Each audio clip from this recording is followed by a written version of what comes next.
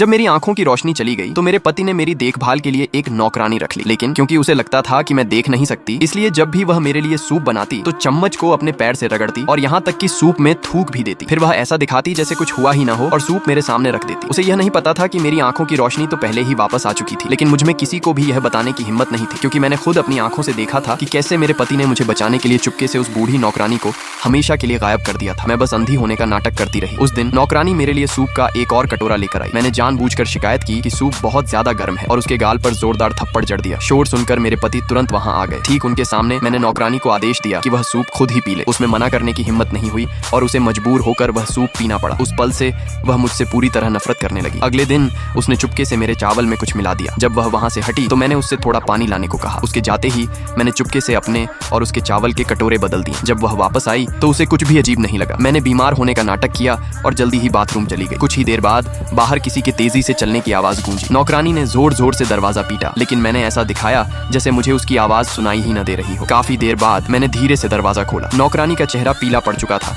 और वह तेजी से अंदर घुस आई। इतना सब होने के बाद भी उसने अपनी हरकतों से बाज आना नहीं छोड़ा। उसने जानबूझकर दरवाजे के पास गर्म पानी की एक केतली रख दी। उसे लगा कि चूंकि मैं देख नहीं सकती इसलिए मैं जरूर उस केतली को ठोकर मारकर गिरा दूंगी, लेकिन जैसे ही मैंने कमरे में कदम रखा मैंने ठीक निशाना लगाते हुए केतली को उसकी तरफ ही ठोकर मार दी। चौंक कर नौकरानी जोर से चीख पड़ी और ठीक उसी पल मेरे पति घर आ गए। उन्होंने काफी देर तक मेरी तरफ घूरा, लेकिन एक भी शब्द नहीं कहा। वह बस नौकरानी को लेकर क्लिनिक चले गए। उसी शाम रात के खाने के दौरान मेरे पति ने मेरे नाम का एक इंश्योरेंस बीमा का कागज निकाला। उन्होंने दावा किया कि यह कंपनी का कोई कॉन्ट्रैक्ट है और मुझसे उस पर दस्तखत करने को कहा। वह पॉलिसी $50 मिलियन की थी। अगर मुझे अचानक कुछ हो जाता तो उस पॉलिसी का पूरा पैसा उन्हें मिल जाता। मैंने जानबूझकर पानी का गिलास गिरा दिया और उस डॉक्यूमेंट को खराब कर दिया, लेकिन जो चीज एक हादसा लग रही थी उससे उन्हें मुझ पर और भी ज्यादा शक होने लगा। उस दिन जब वे घर से चले गए तो मुझे वह फोन मिल गया जिसे उन्होंने कहीं छिपा कर रखा था। मैं मदद के लिए किसी से संपर्क करना चाहती थी क्योंकि उसे काफी समय से चार्ज नहीं किया गया था। फोन चालू होने में बहुत ज्यादा समय लगा। घबराहट के मारे मेरी हथेलियों में पसीना आ रहा था। जैसे ही स्क्रीन आखिरकार जली, दरवाजे के बाहर से अचानक मेरे पति की आवाज आई, तुम क्या ढूंढ रही हो?